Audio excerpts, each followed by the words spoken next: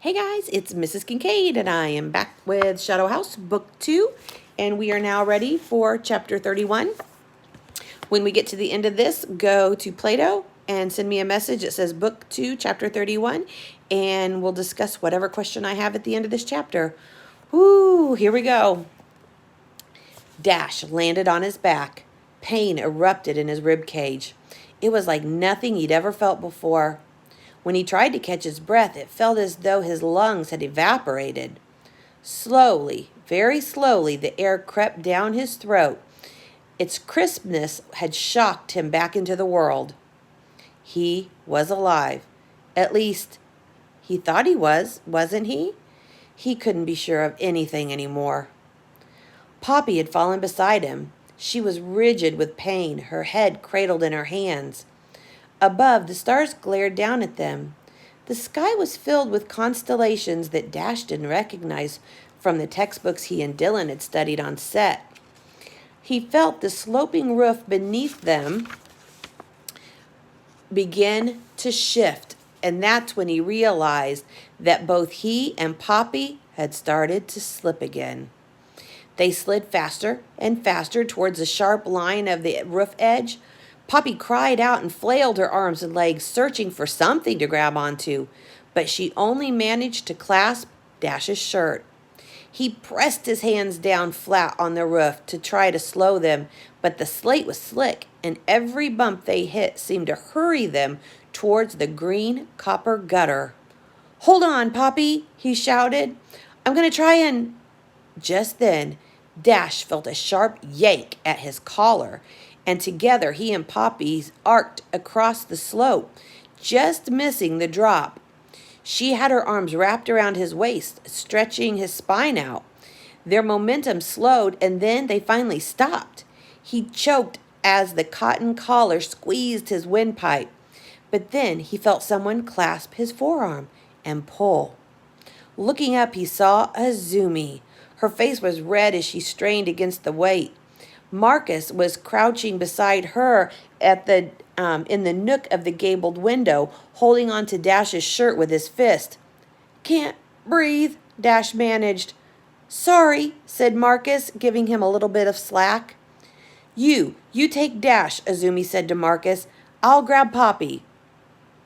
Marcus helped Dash climb forward as Azumi pulled Poppy to safety.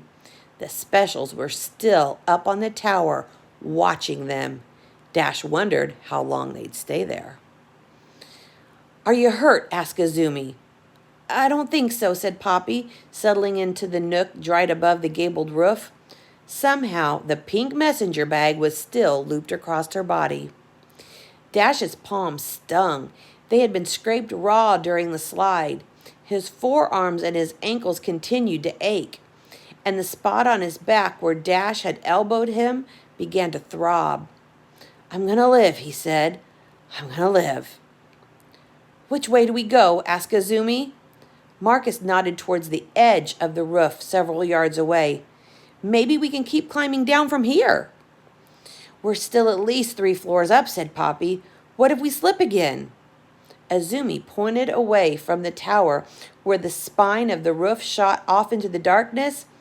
"I think the roof slopes in that direction. We'd at least be closer to the ground." "Yes," said Poppy. "Then we run. We run for the driveway. The gate is down the path through the woods." Guys," Dash shouted. "We gotta go now," and he pointed at the tower. They all turned just in time to watch the 4 specials leap from the ledge. Wham! The specials hit near the peak by the tower wall, and then they disappeared, slipping down the other side. Several pieces of slate tile broke off and slid, clink, clank, clink, clank, before falling over the edge a few feet away. Dash, Poppy, Azumi, and Marcus lurched to their feet. They held hands and they slowly made their way up the slope, moving away from the tower and away from the specials. When they reached the edge of the roof, Dash glanced over his shoulder. The specials and his brother were only several dozen feet behind them, rising crooked and broken to their feet. They turned to look at the group as if they sensed his gaze. Dash cried out, "Go, go, go!"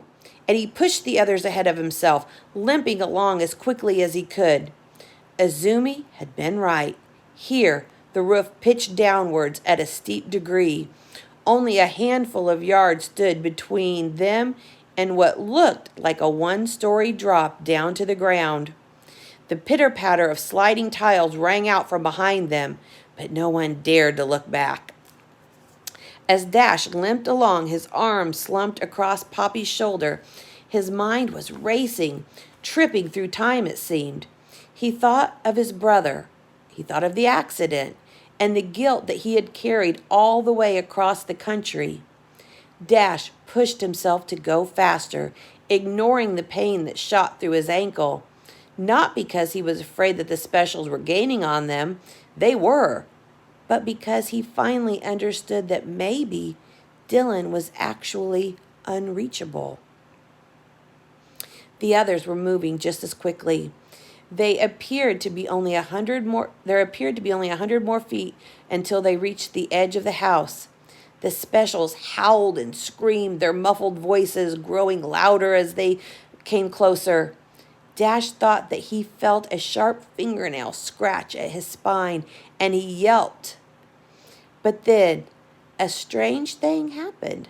The footsteps behind them halted, and the specials' cries went silent. Uh-oh. Everyone slowed. At the same time, the roof beneath their feet started cracking and squeaking like ice over a frozen pond. Several steps ahead, Azumi and Marcus skidded to a stop. Dash and Poppy did the same. "What are we doing?" asked Poppy. Dash turned back.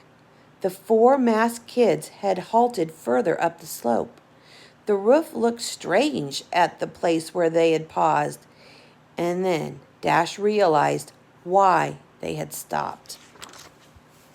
The roof was still slate, but further along where Dash and Poppy and Azumi and Marcus were now standing, the surface of the roof reflected the stars above them, little points of white light sparkling all around their feet, as if the group were floating weightlessly in the sky. "Oh no," said Poppy, looking down. Her own face stared back darkly. "Are we standing on glass?" For a moment, there was a strange blur in the reflection below. It looked as though another person was standing beside Poppy, shivering and shaking and jerking like mad. "It's Connie," she whispered, her voice a squeak. "Connie, is that you?" Dash glanced at Azumi. The surface shuddered and then shrieked. They both managed to say, "The greenhouse!" right at the moment the roof shattered and the house swallowed them up.